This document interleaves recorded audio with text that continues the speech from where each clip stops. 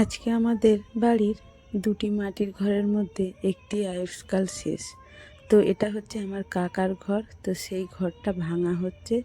এখানে মাটির বাড়িটি ভেঙে একটি পাকা বাড়ির পরিকল্পনা প্রস্তুতি চলছে।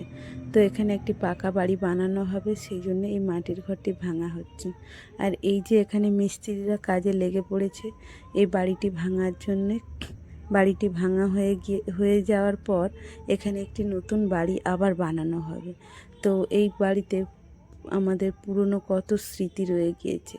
ভগ্নপ্রায় বাড়িটি দেখতে কেমন সেটাই আমি ঘরের মধ্যে গিয়ে ঢুকে দেখে নিচ্ছি যে কেমন লাগছে। পুরনোকে বিদায় জানানোর মনের মধ্যে একটা দুঃখ তো থেকেই যায়, কিন্তু মনের মধ্যে আরও একটা খুশি যে এখানে আমরা আবার নতুন কিছু পাবো।